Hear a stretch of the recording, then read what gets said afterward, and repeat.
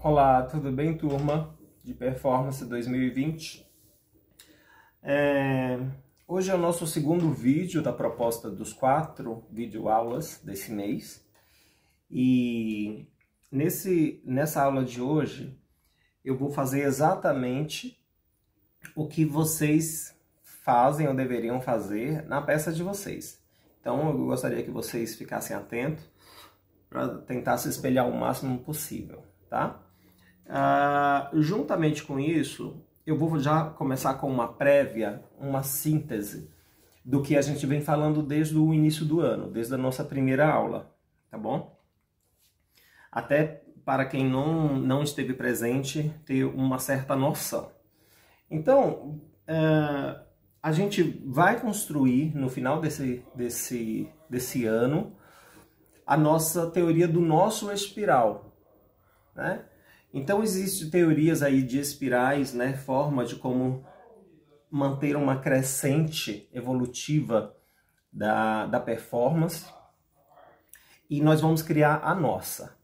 O que a gente estabelece na nossa base, né? No nosso início de espiral para evoluir, é uma análise musical, estudo, desempenho, ação, né? E a gente ainda não determinou exatamente como vai chamar essa base, mas ele está baseado nessa análise musical, nos estudos, em como estudar, né, através da análise, e como a gente tem que agir para ter um desempenho melhor, tá? Isso é importante.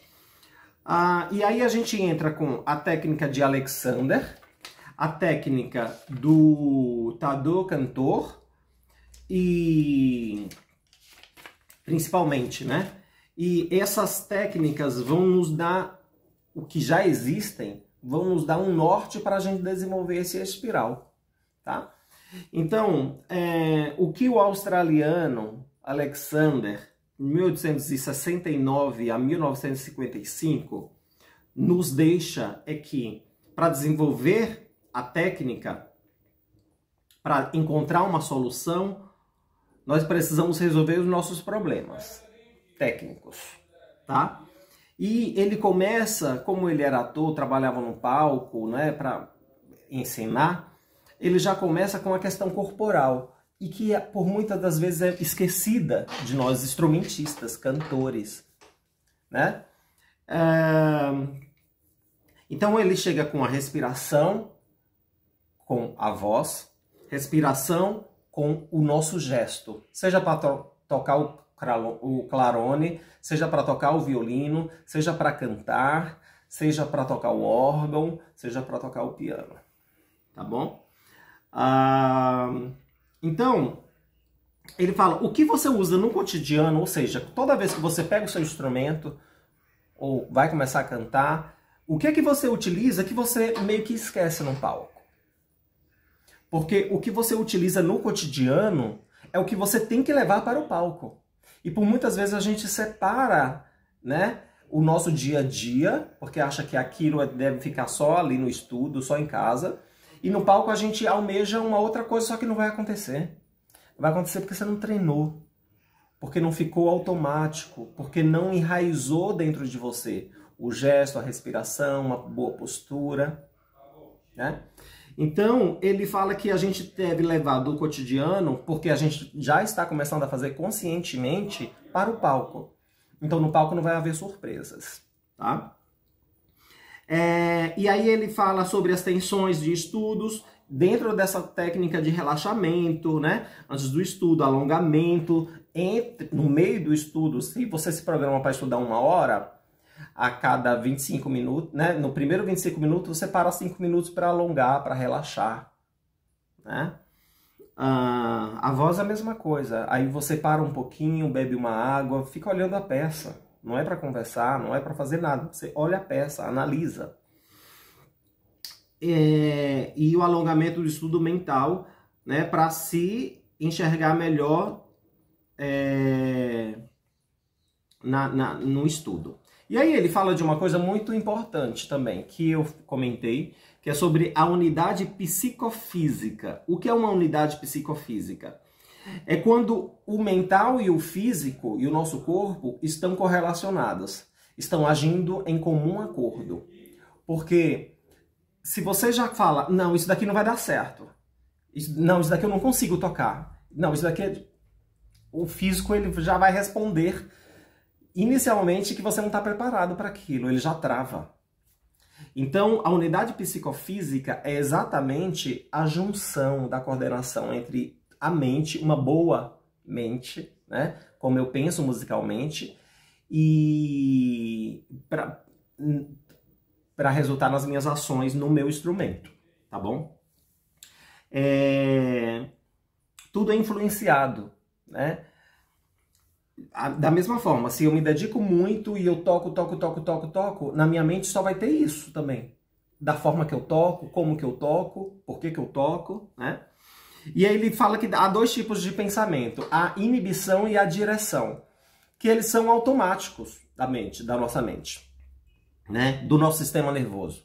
Então, a pessoa que ela já é inibida por personalidade, de natureza, ela tem que começar a desenvolver um pensamento de desinibição, mas de ação. Eu posso ser um pouco inibido, um pouco tímido, mas na hora que eu tenho que agir, eu tenho que agir. Como? Se eu for começar a tocar, esse momento que eu toco é o meu trabalho, é o que eu tenho que demonstrar para as pessoas. Mas, primeiramente, para mim. Porque vai sair de mim o som, o toque, tudo. Então, a ideia é estimular a minha mente a meu favor. Não, nesse momento, não importa se são 10 pessoas, 20 pessoas, 1000 pessoas. Esse momento é o meu momento que eu vou aqui apenas fazer mais uma vez, porque eu já fiz 1000 em casa. Já fiz 200 vezes em casa. Eu só vou fazer mais uma vez. Inclusive vai ser melhor. Porque cada vez a mais é melhor, né? A gente só vai melhorando, tá bom? E aí ele fala do gesto, que o gesto influencia no nosso equilíbrio musical. Ele cria as tensões, mas também relaxamentos, né? Isso, quando eu estiver falando da minha peça, eu vou também abordar isso. Qual gesto que afeta o nosso desempenho, o tipo, tem que ser observado no cotidiano. Porque não adianta só falar assim, eu não fiz nada lá, nossa, não consegui fazer. Desculpa, lá na apresentação, não consegui. Não. Tem que ser no dia a dia, né? Aí ele fala, eu falei também sobre a importância do querer, né? Que a chave para qualquer movimento é você querer fazer aquilo. Por isso que é muito importante a gente observar várias interpretações de vários pianistas, porque cada um tem um jeito. E às vezes você percebe em tal pianista uma forma incrível de se sentir aquele trecho musical.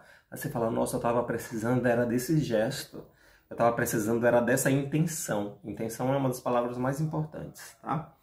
É o nosso desejo de fazer que flua por meio do nosso sistema nervoso e nos mova. Aí ele fala mais sobre, eu falei mais sobre identificar entre tantas variáveis uma resposta de movimento. Então, dentre tantas possibilidades, eu tenho que fazer um movimento, um gesto, isso vale para todos, tá, gente? Com uma identificação que de fato eu quero mostrar com aquilo.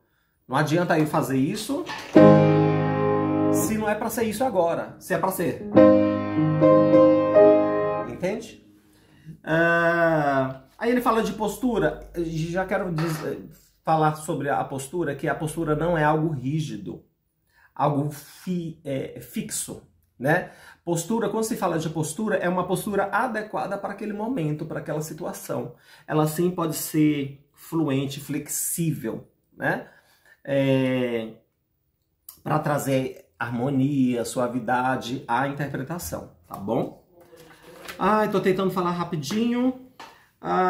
E aí vem o Tadeu, cantor, 1915 a 1995, ou seja, muito mais recente, né? Polonês, cenógrafo, pintor, ator. E ele fala o seguinte, que nós a gente deve perceber a nossa evolução a cada fase. Porque nós temos fases. Quando eu pego uma música que eu nunca vi na vida e eu decido tocá-la, essa é a primeira fase. Quando eu começo já a analisá-la, e pode ser através do compositor. Poxa, olha, Schumann. Nossa, Schumann. Aí eu pesquiso sobre Schumann. Aí pronto, já comecei a subir. Já é uma outra fase. Aí eu começo a fazer análise musical. Já comecei a subir. Aí eu venho para o piano e começo a tocar as primeiras notas, leitura à primeira vista. Aí eu já subi. Ou seja, a cada fase você tem que ter uma relação importante de crescimento para não voltar à fase. Você não pode falar bem assim, eu vejo muito isso, tá? Não, eu estudei... Tá, qual é o compositor? É Schumann. O Schumann é alemão, ele casou com a Clara, ele fez isso, fez isso, não sei o quê. Porque eu pedi, o professor pede a pesquisa. Aí passa 2 semanas. Tá, e essa obra, de quem é? Tem gente que nem sabe de quem é mais. Ou seja, aquela primeira fase caiu. Foi esquecida. Ou seja, não teve evolução. Voltou novamente. Então, o que eu estou dizendo é que todas as fases que você passa, ela tem que permanecer fixa e forte dentro de você. É só para te crescer, para a obra crescer.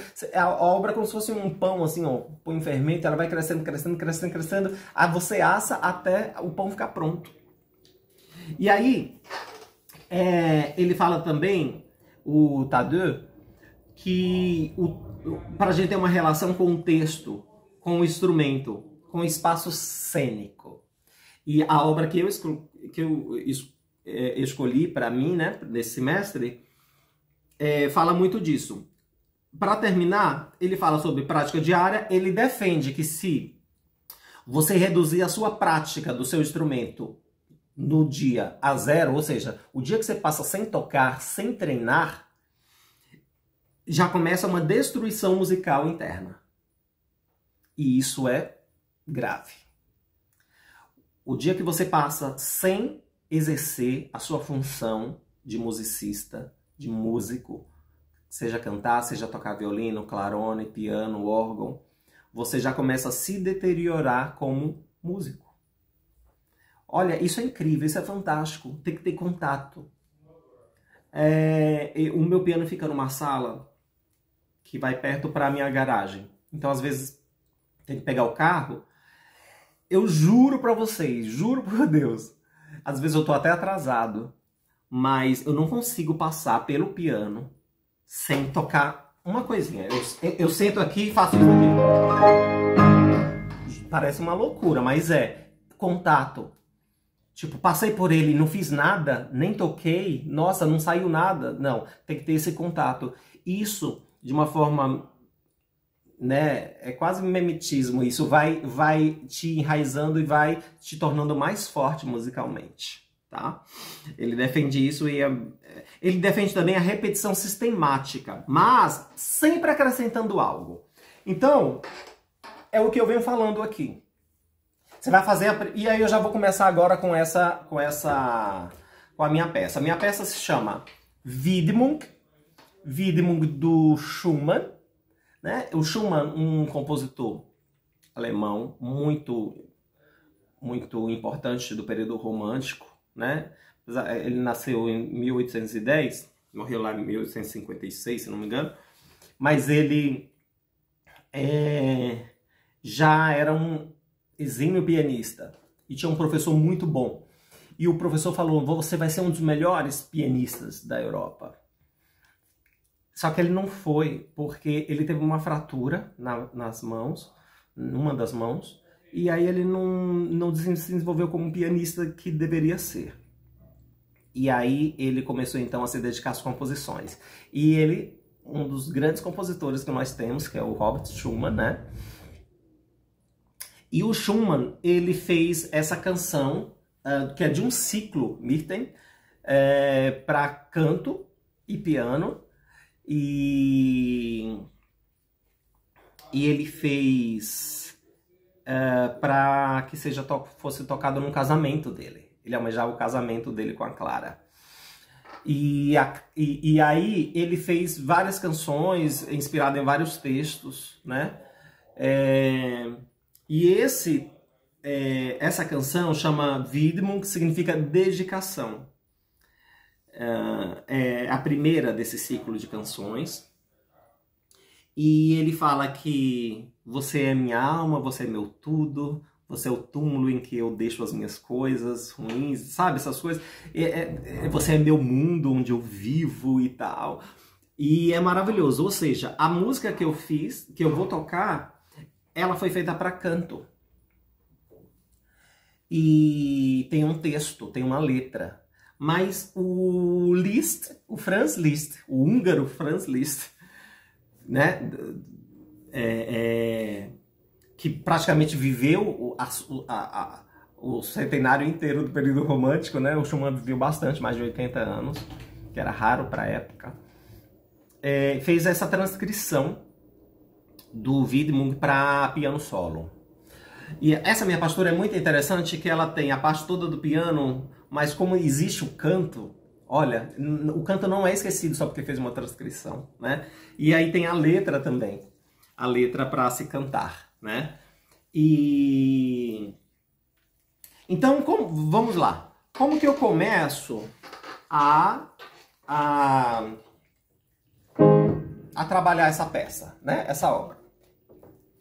Eu vejo a tonalidade. Aí eu vejo que tem 4 bemóis, Lá bemol maior, ok, Lá bemol maior. Aí eu vejo aqui, ó, que na página 3, né, na terceira página, tem uma modulação. Ele muda aqui de tom, vai para Mi maior. E aí ele volta novamente para o Lá bemol maior, né, na página 5. E ele termina a sua peça em Lá bemol maior. Ou seja, temos uma peça em Lá bemol maior, né? A expressão, o andamento que ele coloca é vivo, com somma espressione, ou seja, com muita expressão, né? Expressividade. E aí como que eu já analiso isso? Eu leio a peça inteirinha. Isso é o que eu faço. Eu leio a peça inteirinha. Hoje a gente tem o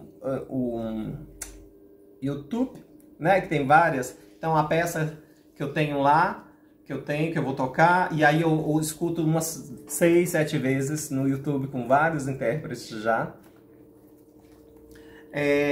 Ou não. No caso dessa peça, é uma peça muito conhecida. Então, quando eu peguei, por exemplo, ela para tocar pela primeira vez, eu já tinha tocado muito para cantores, né? Então eu já conhecia, já era apaixonado por ela. Aí é muito pertinente fazer isso. Mas se você realmente quer ter uma outra visão, a sua visão seja a primeira, não precisa olhar outros intérpretes, né? Você pode ir buscando e cavando sozinho, para depois que ela já estiver mais ou menos pronta, você olha o que existe já de pronto, tá? Então, o que é que eu faço? Eu faço primeiro os baixos, né? Primeiro os baixos dessa primeira folha. Então eu tenho, ó, Lá bemol, 4, quarto compasso, quinto compasso, ó, basicamente tônica. Aí ele faz quarto grau menor, que eu já tô vendo um bemolzinho no Fá bemol. Então a gente tem que ir imaginando. Mesmo tocando só o baixo, você já vai olhando toda verticalmente a partitura, tá? Aí ele vem para um primeiro grau invertido, Lá bemol, né? Faz vários arpejos. Si bemol menor, que na verdade é um Mi bemol com a sétima, é quinto grau, sétima da dominante, só que tá com baixo em Si. E aí ele faz tônica na página seguinte. Tônica, sétima da dominante da tônica, resolve no quarto grau, Ré bemol maior, né? Aí ele faz quinto grau, Mi bemol, e por aí vai indo. Ou seja, eu vou fazendo já o baixo pensando harmonicamente a minha peça, porque eu já estou vendo ali os acordes, tá? As notas que formam os acordes. E aí eu percebo que essa minha escrita, ela é basicamente de arpejos. Então eu vou treinar esse arpejo. Começa um arpejo com começa com uma quinta que está escrita Lá, Mi, mas tem um arpejo, né?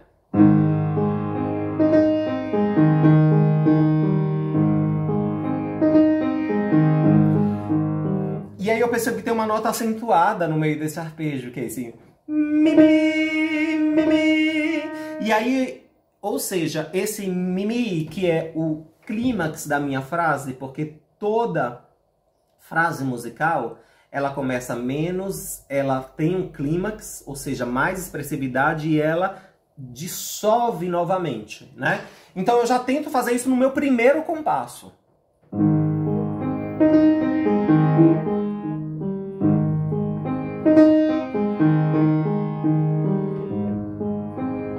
Ai, Wesley, você não toca a sua nota? Claro que não.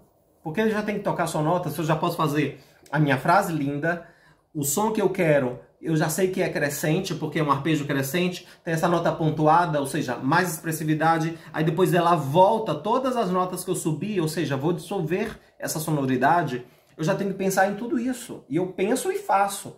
E aí depois eu não volto mais para o zero. Daí já só vai crescer. Então, depois adiciona a mão direita, fazendo em terças invertidas, né? Compostas, e fica uma sonoridade linda, olha.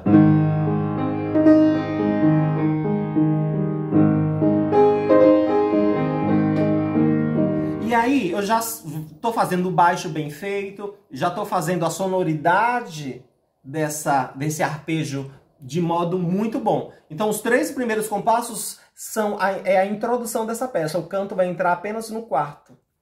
Vamos lá? Primeiro.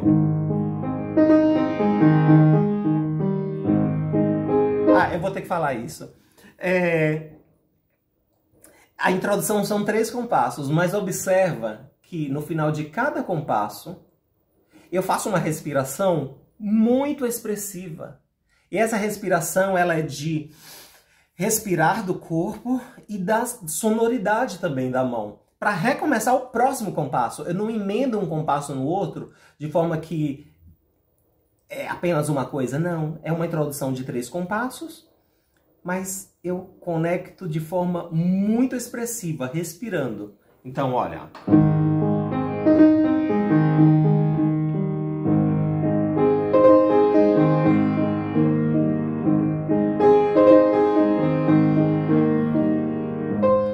E aqui começa o meu canto. O meu canto começa, o canto dessa música começa com o 5º dedo aqui, ó. E basicamente vai ser 5º dedo, 4º dedo no máximo, 3º dedo às vezes para de passagem. Mas quando eu tenho uma música que tem um canto muito bem marcado, eu tenho que marcar esse canto, porque eu tenho que imaginar uma soprano cantando isso maravilhosamente bem. Eu tenho que imaginar o Silvio tocando isso no violino maravilhosamente bem. E muitas das vezes aqui das partes aqui, eu tenho que imaginar o Josué tocando o clarone dele maravilhosamente bem. E inclusive, olha, tive uma ideia aqui. A minha performance dessa música podia ser inclusive, podia ter um órgão, o clarone e o violino.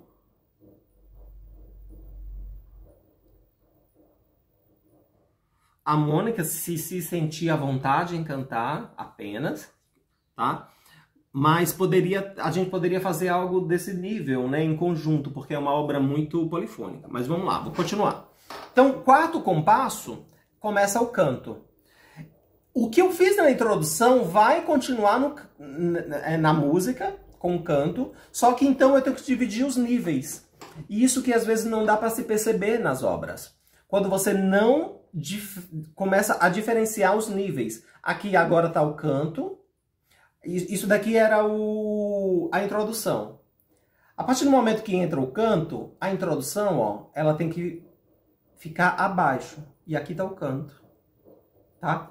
Então, vou fazer o compasso, fazer do começo.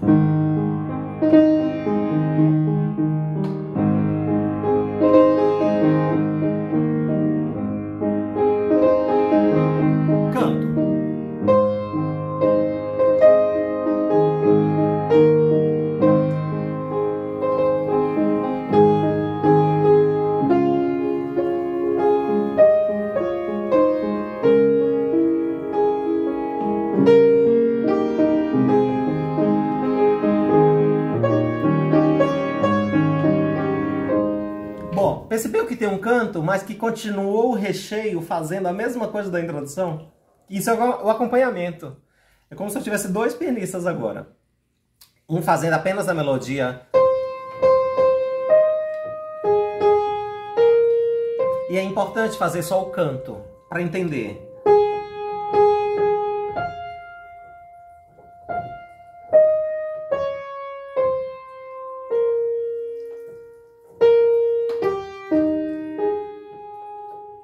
Perceba que cada nota que eu toco, elas não são iguais.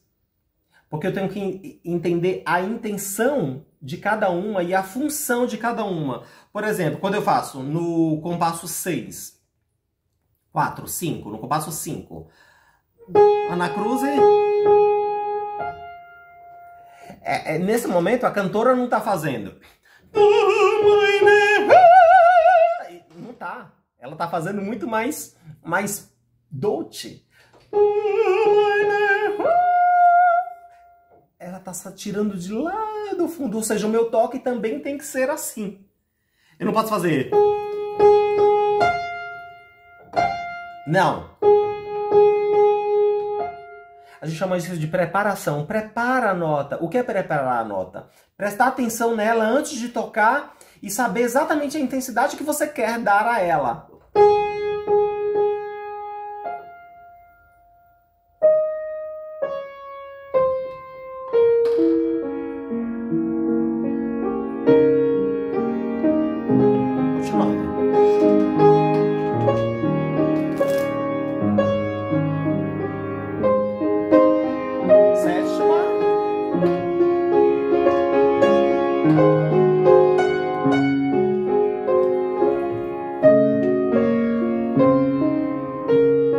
Aqui, pela primeira vez agora, apareceu um dueto, apareceu um tenor, apareceu um homem para fazer par com essa mulher aqui. Ou violino e clarone, por exemplo.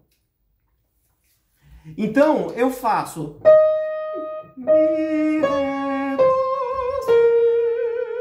E o tenor faz... É importante eu fazer isso, essa conexão, parar mesmo aqui nessa hora e tocar só o sopro, canto principal, agora a nota que está intervindo, que está fazendo o dueto, e sentir os dois.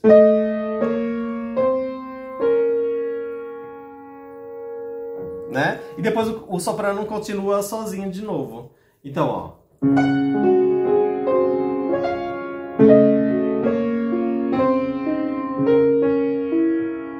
Deu para ouvir o tenor? Então isso que é interpretar para que a sua performance seja sentida, chegue às pessoas. Então a performance não é malabarismos, a performance é sentimento. O que você sente passa para as pessoas. Né? Então, se eu não faço esse tenor agora nessa parte, um dueto, para mim, ninguém vai sentir esse dueto. Então, um antes.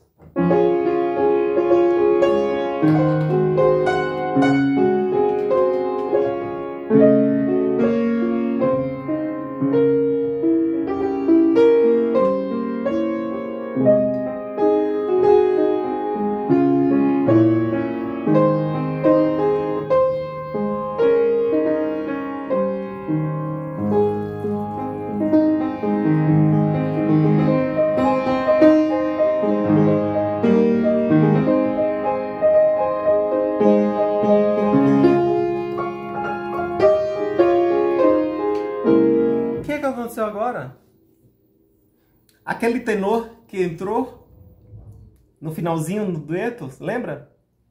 Fazendo um duetinho no finalzinho do canto do soprano, ele agora está sendo o protagonista. O meu canto, que era do mindinho, da mão direita, está passando agora a ser no meio, no meu polegar da mão esquerda, porque agora entrou uma figura masculina. O meu canto saiu da clave de sol, foi para a clave de fá. E eu tenho que sentir isso. Então, o soprano acaba.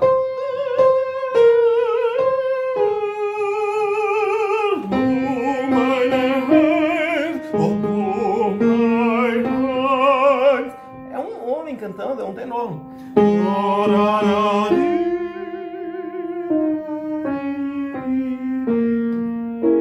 acorde menor.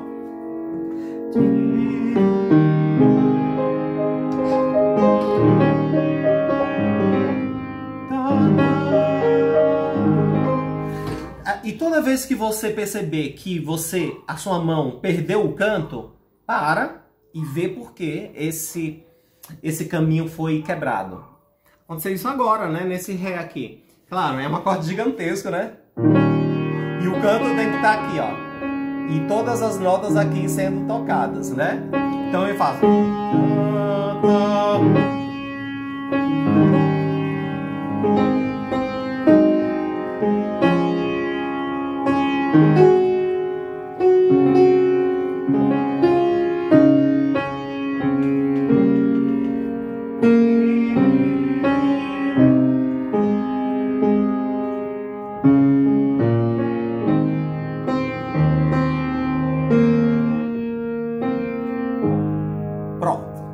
Teve uma soprano, teve um tenor cantando.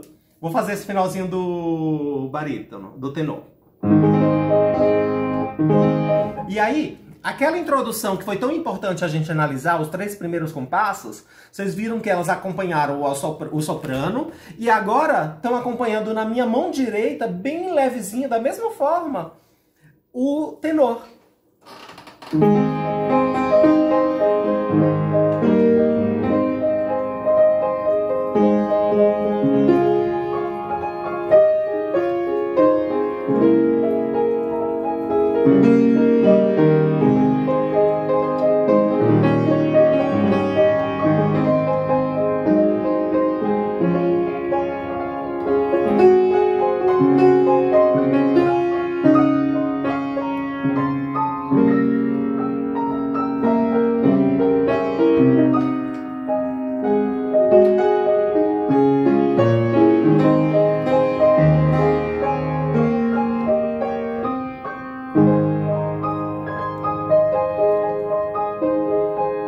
Variação da introdução para fazer uma conexão com a outra parte.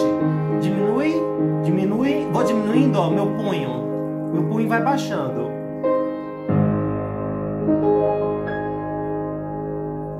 Bom, tem um acorde em arpejo muito suave e muito... Posso fazer com uma mão só? Posso, mas eu posso fazer também essa nota mais aguda com a minha mão esquerda. E eu vou já dizer para vocês,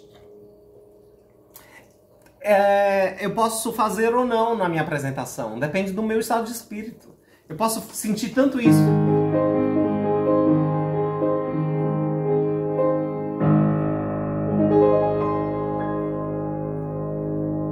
Como eu posso fazer?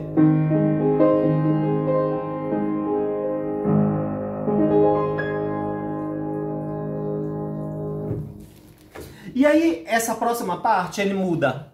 Tem uma modulação. Nessa modulação poderia entrar o órgão. Porque agora tem um baixo que eu vejo uma pedaleira. Olha essa parte.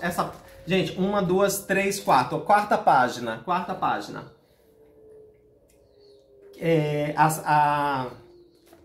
Olha esse baixo. É um pedal. Mi maior. Si, mi, ré, do, fá, sol, lá, si, lá, sol, fá, mi, ré, do, si, lá. Para depois voltar para o mi bemol. Eu vejo essa quarta página como um órgão tocando. Tô louco para ouvir isso no órgão, louco. Pena que eu não tenho um órgão aqui em casa. E tem o canto.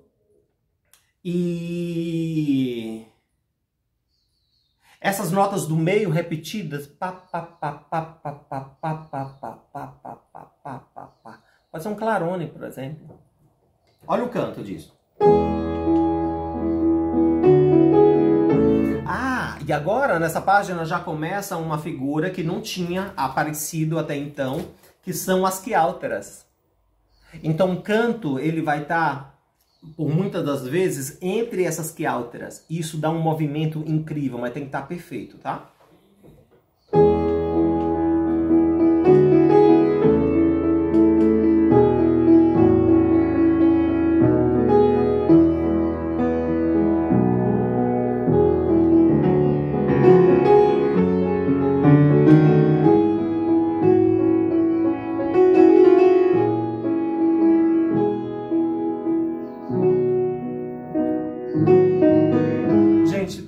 calma para finalizar uma frase dessa, que é de arrepiar.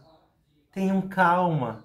Não precisa, o tempo ele não é, sabe, rígido, é flexível. Toda finalização de frase tem que ser sentida, que teve uma finalização. Então quando eu faço... Ó.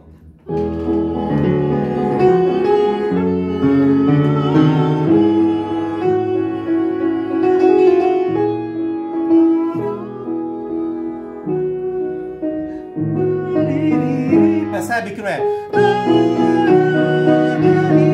Não é.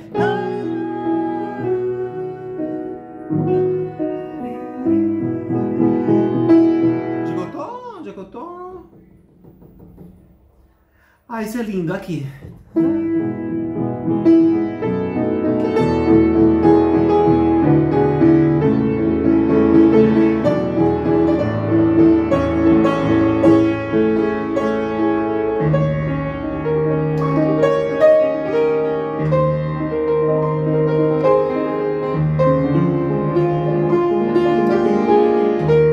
Ou seja, a minha página 5, 1, 2, 3, 4, 5, que eu volto novamente para o Lá bemol, já tem coisas muito novas, que é passagem de mãos, né? O meu canto continua aqui, na mão direita, né? Nesse mindinho. E agora eu tenho que fazer 3 texturas. Eu tenho que fazer o canto, eu tenho que fazer esse acompanhamento, esse baixo, e eu tenho que fazer agora um brilho lá em cima. Então...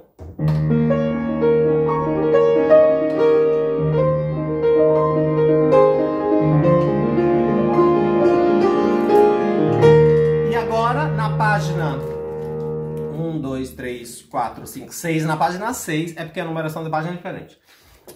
Na página 6, eu tenho um tut, né? E na dominante, na sétima da dominante, Mi bemol com a sétima, tá?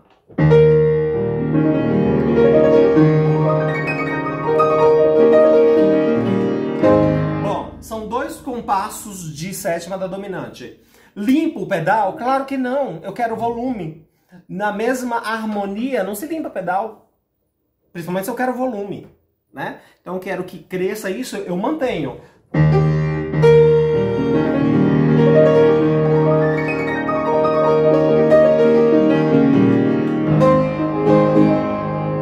E agora ele vai fazer o canto com a mão esquerda, né? Agora vem um coro de homens. Vem vários homens cantando, um trio de homens. Porque agora ele não faz só o canto. Ele faz em vozes.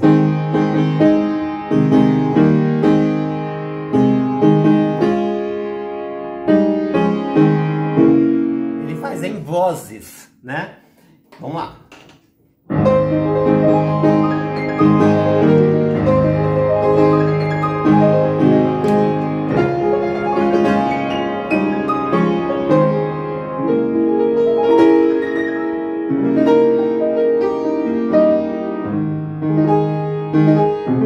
Baixo.